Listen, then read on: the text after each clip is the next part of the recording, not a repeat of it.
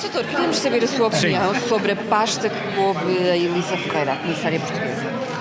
Bom, a pasta que coube à comissária de Portugal é uma pasta que objetivamente tem relevo, como é evidente, vai gerir fundos comunitários e os fundos comunitários são relevantes para todos os países, particularmente para Portugal.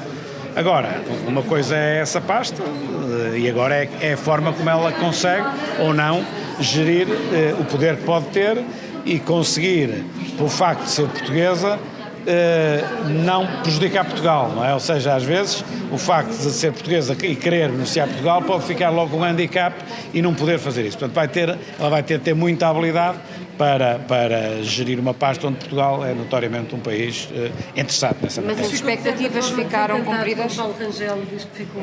Desculpa. Ficou de certa forma desencantado com esta pasta. Não, quer dizer, nem fiquei nem deixei ficar. Isto vai ser medido agora na forma como vai ser exercida a pasta, não é? No fundo é isto. Ele pode estar com uma visão mais pessimista da margem de manobra que a doutora Elisa Ferreira pode vir a ter. Eu, neste momento, vamos ver, aguardamos e vamos ver como é que vai ser. Como é que vê esta multa aplicada aos bancos por parte da Autoridade da Concorrência e os bancos agora a reagirem? Isto é revelador da fragilidade do sistema financeiro português? Em minha opinião, eu acho que todos nós temos uma certa consciência que muitas vezes há concertação entre a banca. E não é só no setor bancário, noutros setores também.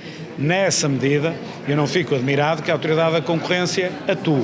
Agora, nós temos de ter cuidado porque, normalmente, estas ações, depois, quando se recorre a tribunal, não conseguem ter vencimento.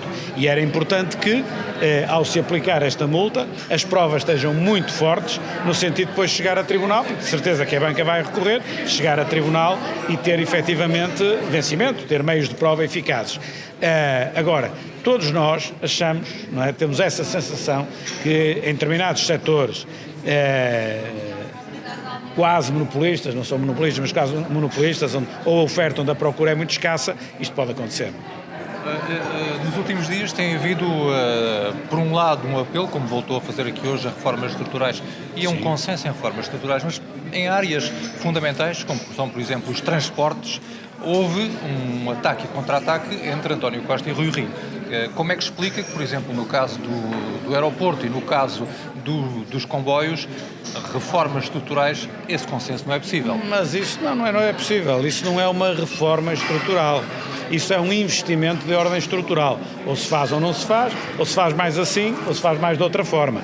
Aquilo, quando eu refiro reformas estruturais, não são investimentos estruturais. Quando eu refiro reformas estruturais, refiro-me a setores onde tem de levar uma reforma, se me permite o termo, de cima a baixo. Por exemplo, quando eu falo na descentralização, ou quando eu falo na reforma da segurança social, ou quando eu falo no sistema político, ou quando eu falo na justiça, são reformas muito profundas. Aqui, no fundo, quando falamos, por exemplo, nos transportes ou no comboio, na ferrovia, estamos a dizer se o investimento é um bocadinho maior ou um bocadinho menor e se o comboio anda um bocadinho mais depressa ou um bocadinho mais devagar. Como já tive oportunidade de dizer, ninguém está a falar no TGV. O TGV aplicado a Portugal significava fazer o Porto de Lisboa numa hora e 15. Não é disso que estamos a falar. Estamos a falar de comboios de alta velocidade, que dão mais de 200 km/h. Não tem que dar 300 e tal km/h.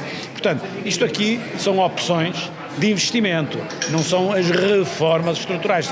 São matérias muito mais simples, diga-se assim, do que uma reforma estrutural que carece, enfim, de um acordo muito mais profundo.